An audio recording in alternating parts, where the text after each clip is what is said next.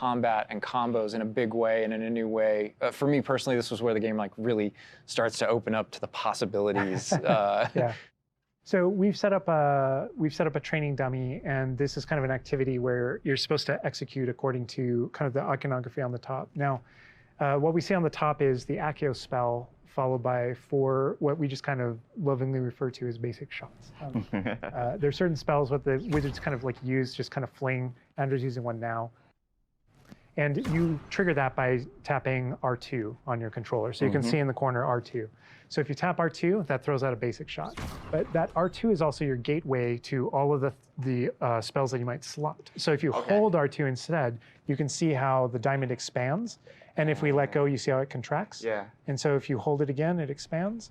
And so when it expands, then all the spells that you slotted while you're holding that button can now be tapped with your face buttons. Awesome. And not only that, but over the course of the game, you can gain additional spell diamonds, up to 4 additional ones, so that you can slot up to 16 spells, pretty much instantly. And then that helped us fulfill the fantasy of in combat, I need to be able to access things very rapidly. Yeah.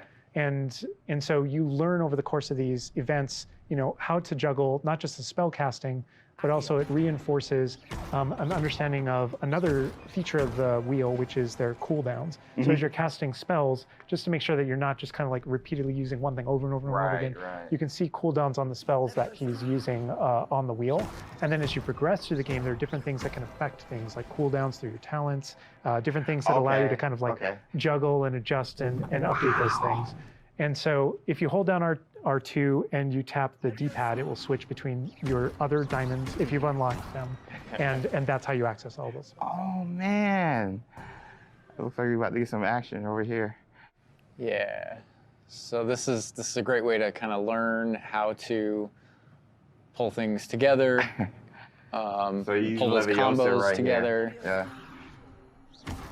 Tap, Accio, tap, tap, tap. Awesome. Well done, Andrew. And that's just against the dummy, but I mean... I'd say that's enough practice. You looked good out there. Thank you, Lucan. I say better to discover one's weaknesses during practice than during a duel. You'll be a fearsome challenger now. I think now we can take on something a little more challenging. It's going to shoot back. Now let's talk about some more features of the combat system. Hello, Lucan. Is the next round of crossed wands all set? Why, yes it is. I've got a great match lined up. Ready for another round? We're on a PS5 dev kit here, so we're going to be able to kind of pause I'm the action and talk about what you're seeing on the screen, because there is about to be a lot going on. Okay. All right, here you can select if you want to fight with somebody else, some of your classmates. Yeah. But in this case, we're not. We want that action to feel a little more frantic towards you to really get you that sense of combat. Got quite the reputation because they've got you up against 3 people. 3, yeah. Off the jump. So I can explain this just because I know people are going to go into it, but we can probably just kind of jump in. You're not the only one that has Protego and the ability to deflect. The enemies do too. And we actually play with that when it comes to the spell casting. So you notice that there are different colored kind of shields around the different characters. And you also notice that your spells have different colors on them. So to help players understand kind of like the function of their spells, we kind of put them into brackets. So there are damage spells, there are force spells, there are, I'm forgetting the other one, all of a sudden, control spells. And so those things for the player, they wind up also being a color indicator for which... Back into gameplay here. Andrew's gonna pretty handily finish these other students off here, win this duel. Look how fast it is.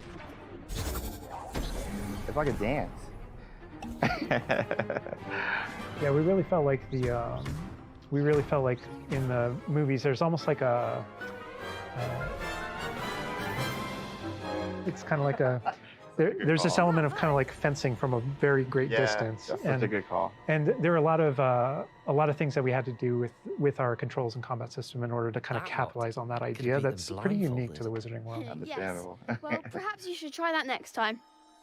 The other duelists have already taken notice of you, but after that last round, they'll really have it in for you. You'd better keep practicing if you want a chance at winning. Or at least surviving the next round. I'll let you know when we're ready. Hope to see you then. The next round is for all the gobstones, so to speak.